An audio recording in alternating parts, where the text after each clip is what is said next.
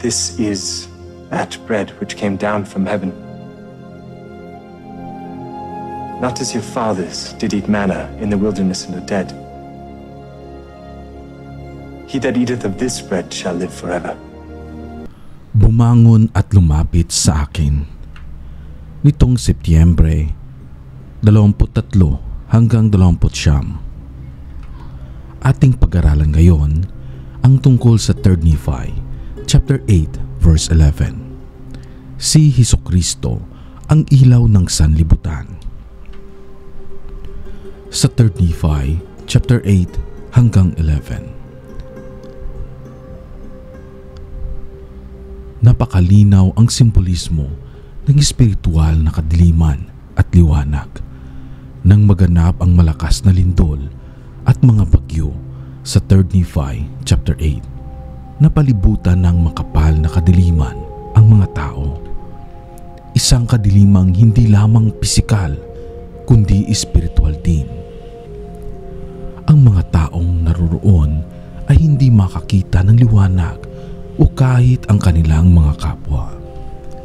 Ang kadilimang ito ay sumisimbolo sa kasalanan at kawalan ng pananampalataya na naghiwalay sa tao mula sa Diyos.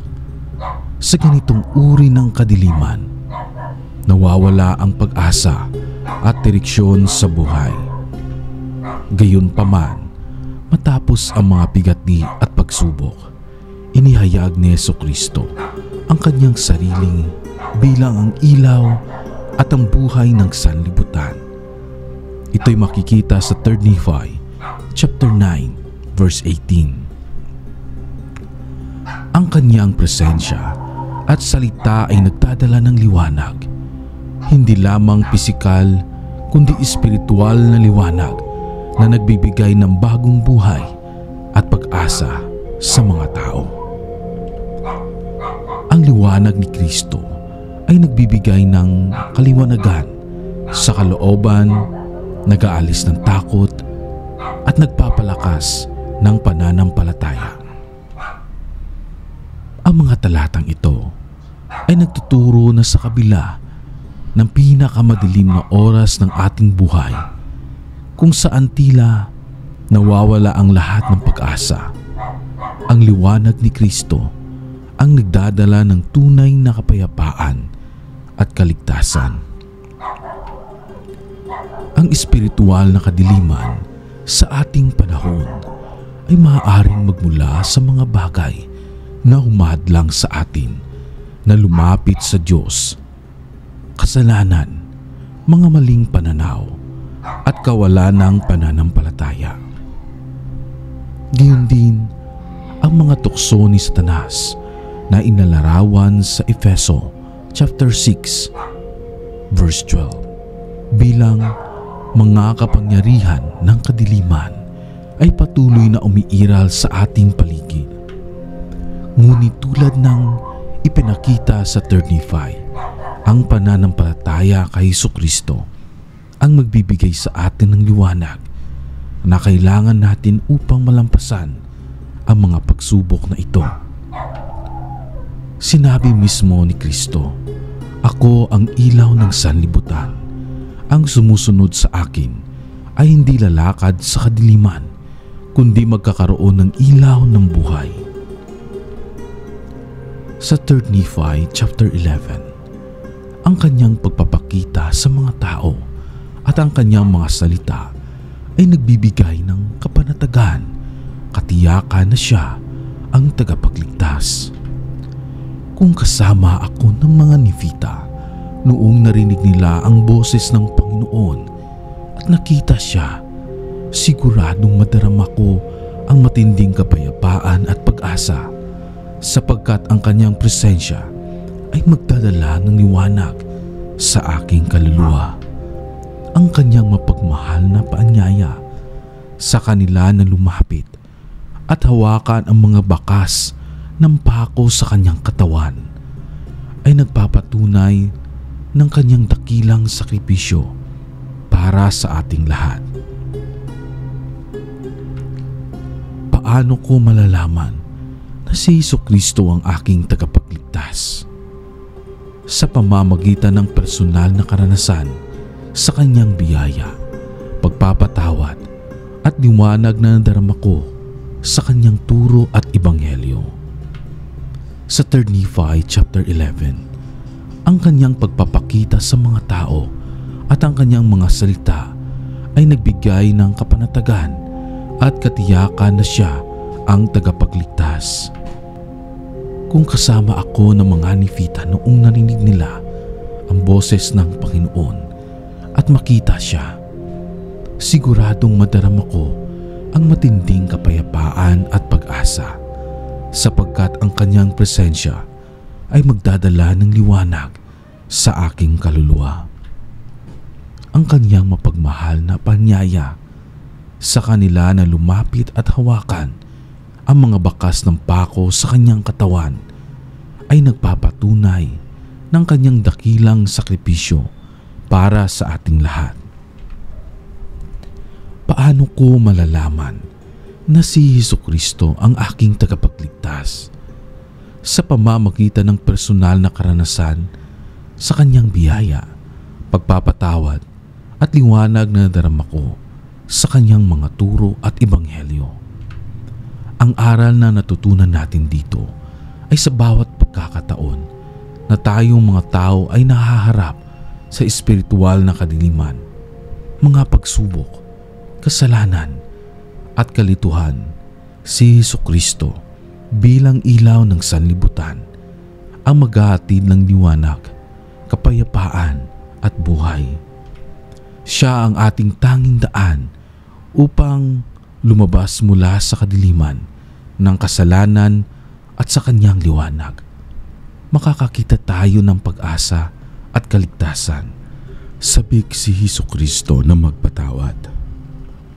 Sa 3 Nephi chapter 9 verse 13 hanggang 22, makikita natin ang lubos na pagmamahal at awa ni Hesukristo sa kanyang paanyaya sa mga tao na magsisi at lumapit sa kanya. Ipinapahayag niya ang kanyang sabik na hangaring magpatawad na sinasabi, "Ako'y dumating upang tawagin ang mga makasalanan sa pagsisisi, ang mga taong may sakit, ang nangangailangan ng manggagamot." Atin itong mababasa sa 3 Nephi chapter 9 verse 13. Sa talatang ito, malinaw na ipinapakita ni Kristo na ang kanyang misyon ay upang pagalingin at patawarin ang mga taong makasalanan basta't sila'y handang magsisi at lumapit sa kanya ng may kababaang loob. Ang kanyang pagtawag sa pagsisisi ay hindi naglalayon upang parusahan kundi upang pagalingin at ibalik ang kanilang relasyon sa Diyos. Sa 3 Nephi chapter 10 verse 1 to 6, makikita natin ang imahe ng isang inahing manok na nagtitipon ng kanyang mga sisiw sa ilalim ng kanyang mga pakpak na simbolo ng pag-aruga at proteksyon. Ganito ang paglalarawan ni Hesukristo sa kanyang sarili bilang ang tagapagligtas na nagnanais na tipunin tayo at alagaan, ngunit madalas tayong tumatanggi. Sa kanyang mga salita, nadarama natin ang kanyang pagmamahal at habag na kahit pa tumalikod tayo o magkasala, laging handa siyang magpatawad at tanggapin tayo pabalik sa kanyang presensya. Ang mga talatang ito ay nagpapahayag ng katotohanan na si Hesukristo ay hindi lamang isang tagapagligtas na handang magpatawad, kundi sabik na gawin ito. Sa ating panahon, marami tayong nararanasang hamon at pagkakamali. Ngunit tulad ng sinabi ni Elder Anderson, ang tagapagligtas ay laging handang tanggapin tayo kapag tayo'y nagsisisi. Sa Mateo chapter 11 verse 28, sinabi ni Kristo, "Magsiparito kayo sa akin, kayong lahat na nangapapagal at nabibigatang lubha, at kayo'y aking papahingahin." Ito'y paanyaya mula sa tagapagligtas na nagnanais na alisin ang ating mga pasanin at bigyan tayo ng kapayapaan. Bilang mga tao, nakakaranas tayo ng mga sandali kung saan nadarama natin na tayo ay nagiging malayo sa Diyos dahil sa mga pagkakamali. Gayunpaman, ang mga kasulatan tulad lang sa 3 Nephi ay nagpapaalala sa atin na kahit gaano kalayo ang ating paglayo, si Jesucristo ay laging nariyan, nag-aanyaya sa atin na bumalik. Tulad ng isang inahing manok, nais niya tayong tipunin, alagaan at protektahan sa kanyang mga pakpak ng pagmamahal. Ang tanging kailangan natin ay lumapit sa Kanya nang may pagsisisi at tayo'y Kanyang patatawarin. Ang aral dito ay hindi natin kailangang mag-alinlangan sa awa ng Panginoon. Kung tayo'y magsisisi, tayo'y Kanyang tatanggapin ng may bukas na mga bisig at muli tayong makakaranas ng Kanyang kaliwanagan at gabay sa ating mga buhay. Humihiling ang Panginoon ng bagbag na puso at nagsisising espiritu. Sa 3 Nephi chapter 9 verse 19 hanggang 22, binago ng tagapagligtas ang sinaunang batas ng paghahandog ng mga hayop at pinahayag ang bagong kautusan, ang paghahandog ng isang bagbag na puso at nagsisising espiritu. Bago ang kanyang pagdating, ang mga tao ay naghahandog ng mga hayop bilang simbolo ng darating na sakripisyo ni Jesucristo. Atin itong mababasa sa Moses chapter 5 verse 5 hanggang 8. Ngunit matapos isakripisyo ni Kristo ang kanyang sarili para sa kasalanan ng sangkatauhan, hindi na kinakailangan ang pisikal na pag-aalay ng mga hayop. Sa halip, ang kanyang hinihingi mula sa atin ay isang puso at espiritu na handang magsisi at magpakumbaba.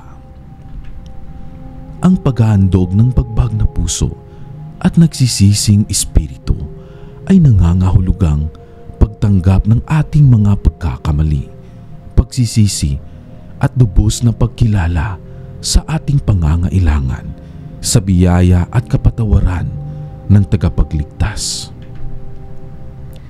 Ibig sabihin nito ay pagkakaroon ng pusong handang magsisi, maging magpagkumbaba at tanggapin ang tulong at awa ni Kristo. Ang ganitong sakripisyo ay hindi material kundi espiritual.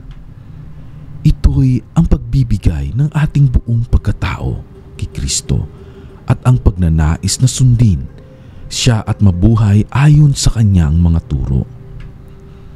Ang pagbabago mula sa pisikal na paghahandog ng mga hayop patungo sa espiritual na paghahandog ng ating puso at espiritu ay nagtuturo sa atin na si Jesucristo ang tunay na sakripisyo. Ang ating pagkilala at pagsunod sa Kanya ang siyang daan patungo sa kapatawaran at pagbabalik loob sa Diyos. Sa Awit, chapter 51, verse 17, sinabi ni Haring David, "Ang mga hain sa Diyos ay bagbag na espiritu. Ang bagbag at nagsisising puso sa Diyos ay hindi mo hahamakin." Dito makikita natin na mula pa noon, ang Diyos ay higit na naghahangad ng ating tunay na pagsisisi at pagsuko ng ating kalooban kaysa pisikal na mga alay. Sa ating panahon, nais ng tagapagligtas ang sakripisyong ito mula sa atin sapagkat ito ang nagpapatibay ng ating relasyon sa Kanya. Ang pagkakaroon ng bagbag na puso ay nangangahulugang handa tayong itama ang ating landas, maging mas mabuting tao at mapagkumbaba sa harapan ng Diyos. Ang pagsisising espiritu ay ang pagiging bukas sa pagbabago at ang pagtanggap na hindi natin kayang mag-isa, kaya't kailangan natin ng Kanyang gabay at kapatawaran. Sinabi ni Kristo, "Lumapit kayo sa akin, kayong lahat na nangangapagal at nabibigatang lubha, at kayo'y aking papagpapahingahin." Ito'y ating mapabasa sa Matthew chapter 11 verse 28. Sa pamamagitan ng sakripisyong ito, nakakamit natin ang tunay na kapahingahan sa Kanya. Ang aral na makukuha natin ay ang pagsisisi at paglapit sa Diyos ay hindi lamang para sa ating kapakanan, kundi ito'y isang paraan upang maranasan natin ang Kanyang walang hanggang awa at pag-ibig at biyaya sa atin. Ang handog na bagbag na puso at nagsisising espiritu ay nagpapakita ng ating kababaang loob at pagtitiwala kay Kristo bilang ating tagapagligtas. Sa bawat oras na tayo ay magsisisi at ilapit ang ating sarili sa Kanya, tayo ay mas lalapit sa Kanyang liwanag at kaligtasan. 3 Nephi chapter 11 verse 1 to 8. Maaari akong matutuhang pakinggan at unawain ang tinig ng Diyos. Sa 3 Nephi chapter 11 verse 1 to 8, makikita natin ang isang mahalagang aral tungkol sa pakikinig at pag-unawa sa tinig ng Diyos. Nang una nilang marinig ang tinig mula sa langit, hindi nila ito agad naiintindihan. Kinakailangan nilang buksan ang kanilang mga puso, itugon ang kanilang mga pantinig at makinig ng mas maigi. Dito, makikita natin na ang pakikinig sa tinig ng Diyos ay hindi lamang basta-basta. Nangangailangan ito ng tahimik na pagninilay-nilay at intensyonal na pakikinig. Ang mga talata sa banal na kasulatan, gaya ng mga Hari chapter 19 verse 11 hanggang 12, ay nagtuturo rin ng aral na ito. Si Elias ay nakaranas ng mga malalakas na hangin, lindol at apoy. Ngunit ang tinig ng Diyos ay dumating sa kanya bilang isang banayad at maliit na tinig. Ang Diyos ay nangungusap sa atin, hindi palaging sa malakas o kamangamanghang paraan, kundi madalas sa mga tahimik at banayad na sandali. Kailangan nating maging handa at sensitibo sa Kanya. Kailangan nating maging handa at sensitibo sa Kanyang Espiritu upang maunawaan ang Kanyang gabay. Gayon din sa Galatia chapter 5 verse 22 hanggang 23. Ang bunga ng Espiritu ay kapayapaan, kabutihan at kahinahunan. Ang mga ito ay nagpapakita na ang ating tinig ng Diyos ay nagdadala ng kapayapaan at kaliwanagan at hindi ng kalituhan o kaguluhan. Sa Alma chapter 32 verse 27 hanggang 28, matututunan natin na ang pananampalataya ay tulad ng isang binhi na kailangang alagaan at palaguin.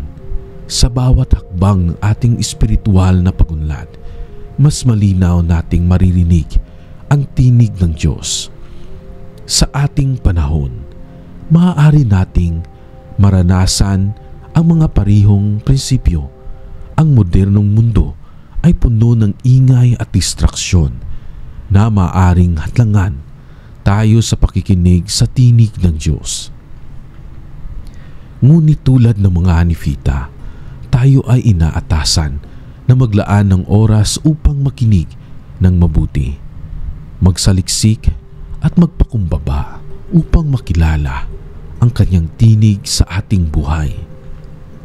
Ang simpleng pananampalataya at pagsisikap na makinig sa Kanya sa pamamagitan ng panalangin, pag-aaral ng banal na kasulatan at pagsunod sa mga payo ng mga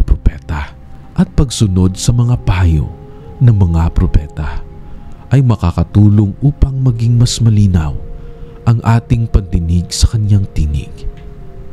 Ang aral na makukuha natin dito ay hindi palaging agad nating maririnig o mauunawaan ang tinig ng Diyos. Ngunit kung tayo ay magpakumbaba, magtuon ng pansin at magtiwala sa Kanyang kapangyarihan, pararanasan natin ang Kanyang gabay at kapayapaan. Ang paghahanap ng Kanyang tinig ay nangangailangan ng pagtahimik, pagkakaroon ng pananampalataya at patuloy na pagninilay-nilay upang maunawaan ang Kanyang mensahe sa atin. Inaanyayahan ako ni Jesucristo na magkaroon ng personal na patutuo tungkol sa Kanya. Sa 3 Nephi chapter 11, verse 8 to 17, makikita natin ang isang napakahalagang kaganapan kung saan nagpakita si Jesucristo sa mga Nefita matapos siyang mabuhay na maguli. Bagamat may libo-libong katao ang naroon, inaanyayahan niya ang bawat isa na personal na lumapit at damhin ang mga bakas ng pako sa kanyang mga kamay at paa. Ang bawat isa ay nakaranas ng personal na patutuo na siya nga ang nabuhay na mag-uling tagapagligtas. Ang eksenang ito ay nagpapakita ng pagmamahal ni Kristo para sa bawat individual at ng Kanyang paghahangat na tayo ay magkaroon ng sariling karanasan at patutuo tungkol sa Kanya. Sa ating panahon, tulad ng paanyaya ni Kristo sa mga Nefita na bumangon at lumapit sa Kanya, tayo rin ay patuloy niyang inaanyayahan na lumapit sa Kanya sa pamamagitan ng pananampalataya, pagsisisi at mga gawaing espiritual. Sa Matthew chapter 11 verse 28, inimbitahan tayo ng tagapagligtas, "Magsiparito kayo sa akin, kayong lahat na nangangapagal at nabibigatan, at kayo'y aking pagpapahingahin." Ang mga salita niya ay puno ng katiyakan na siya ang ating kanlungan at nais niya na tayo ay magtiwala at magpakumbaba upang tanggapin ang Kanyang biyaya at kapatawaran. Ang mga pagkakataon na inyayahan tayo ni Jesucristo ay dumating sa ating buhay sa iba't ibang paraan. Sa tuwing nararamdaman natin ang Kanyang presensya sa panalangin, sa pagbabasa ng banal na kasulatan o sa pagdalo sa mga ordinansya ng simbahan, tayo ay hinihimok na lumapit sa Kanya na may bagbag na puso at nagsisising espiritu, tulad ng tinuro sa 3 Nephi chapter 9 verse 20. Ang aral na makukuha natin dito ay ang patuloy na personal na paanyaya ni Kristo para sa atin. Nais niya na magkaroon tayo ng personal na patutuo sa Kanyang pag-ibig at katotohanan. Sa bawat oras na tayo ay nagpapakumbaba at lumalapit sa Kanya, nagbibigay siya ng kapayapaan, gabay at personal na patunay na siya ang ating tagapagligtas at manunubos. Nais niyang tayo ay magkaroon ng malalim na koneksyon sa Kanya, hindi lamang bilang bahagi ng isang grupo, kundi bilang isang individual na mahal niya at nagnanais siyang sundan sa ating buhay. My dear brothers and sisters, ito po yung ating lesson for this week. Mahal po tayo ng ating Ama sa Langit at ito'y aking iniiwan sa pangalan ng kanyang anak na si Hesukristo. Amen.